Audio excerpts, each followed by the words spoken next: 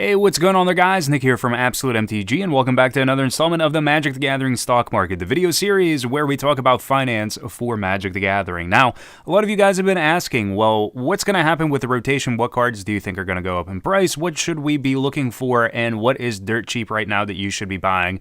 And we're pretty much going to address that here in this episode today. So I've compiled a few cards that I am currently looking at that are going to go up in price, or at least I would assume they're going to go up in price just because, well, quite frankly, these cards seem like they're actually really good once the rotation happens.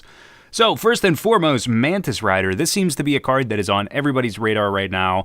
It seems to be a card that people look at, they're like, all right, well, Hero's Downfall is going to be rotating. We get a new Hero's Downfall that's sorcery speed, but even still, we're also losing cards like Boblight out of the format as well, and this guy actually seems pretty sweet as far as stats go on a turn 3 card, potentially, if you're actually able to get the mana going for you.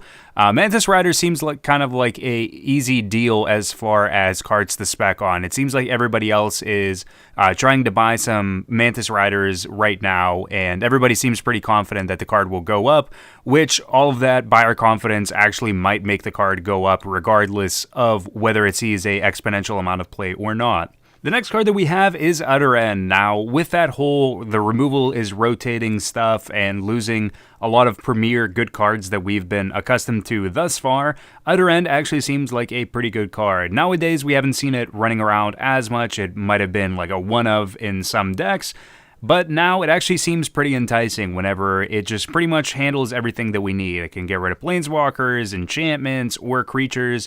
Whatever our opponent's throwing at us, we can just kind of assure ourselves that we can get rid of it with Utter End at instant speed. We also have Crackling Doom. So Crackling Doom, again, another removal spell that is just so good right now.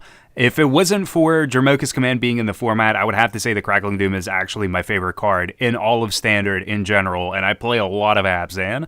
But Crackling Doom is actually pretty good, and if people are going to try and jam Eldrazi, they're going to play some Eldrazi green strategy where they ramp into stuff, then playing Crackling Doom seems like the easy answer to actually getting rid of their creatures with minimal to no effort whatsoever. Paying 3 mana, making them sack their biggest dude, and also dealing damage to them seems like the perfect way to actually go about things. Another card that I feel like everybody really forgot about is Icefall Regent. So, whenever Dragons of Tarkir first came out, this card saw a okay and I guess decent amount of play in the Dragon Control decks. However, since then, everybody's kind of not only drifted away from playing Icefall Regent, but they've kind of drifted away from playing Dragon Control as well. Now, I think that with the format changing, people are going to gravitate towards that and archetypes that actually seem relatively solid, and whenever you have a 2-mana counterspell in the format, and you have cards like Ojutai and also this Icefall Regent that you get to play in that type of deck, it actually seems pretty good. Icefall Regent's able to protect itself very, very well, and it's also able to tap down one of your opponent's creatures while also providing a tempo body. If you guys haven't realized thus far with the stock market, and what I like to do is actually pick out cards that are super, super dirt cheap. Now, I can tell you that Ojutai is probably going to see a lot of play, and it's probably going to go up in price. However, it's not really as easy for everybody to just go and drop $100, $200 on copies of Ojutai and then just wait for them to go up. It's much more sound and reasonable whenever you're going about and picking up $1, $2 cards and then waiting for them to become $3, $4 cards and then just trying to make small but potentially massive incremental gains based on just being able to pick up a bunch of smaller cards for very, very dirt cheap, even if they're just kind of throw-ins with trades that you're doing for bigger stuff. Like maybe whoever you're actually trying to trade with is down a couple bucks and they throw in a few Icefall Regents that you find in their binder and something like that. It's the easy way to just assure yourself that you are going to pad your trade binder or pad your wallet if the cards go up for a huge increase.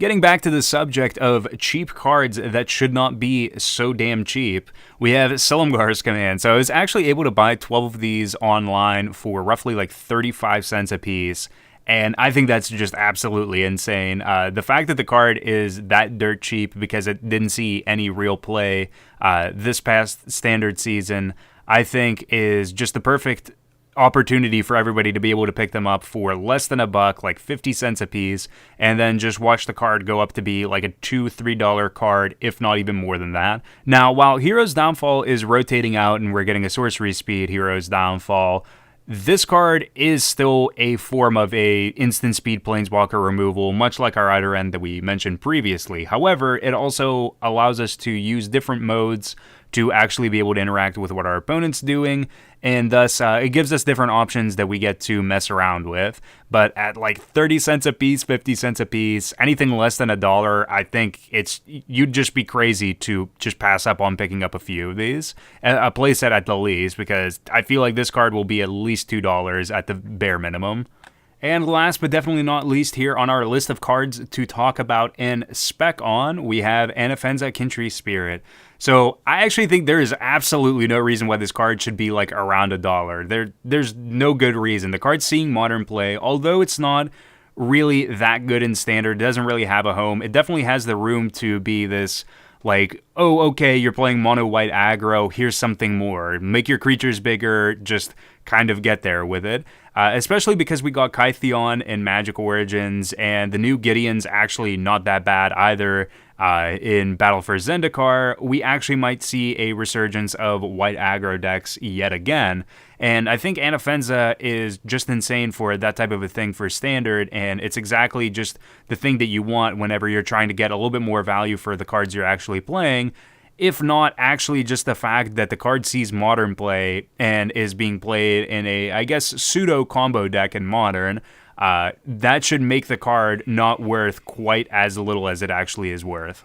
And there you guys have it. Those are my thoughts on what cards you should be watching for Battle for Zendikar's release and what you should probably try to either trade for or pick up for the dirt cheap right now. If you guys enjoyed the video and want to see more of these stock market videos, please be sure to hit the thumbs up button on the video to show your support and subscribe to the channel so you're notified every time a new video is released. You guys can follow Absolute MTG on Facebook, facebook.com/AbsoluteMTG, and on Twitter at @TheAbsoluteMTG. And if you guys want to take the next step further on support for the channel and personally helping out, you can check out the Patreon page, patreon.com/AbsoluteMTG. Until next time, guys, thank you for watching and peace out.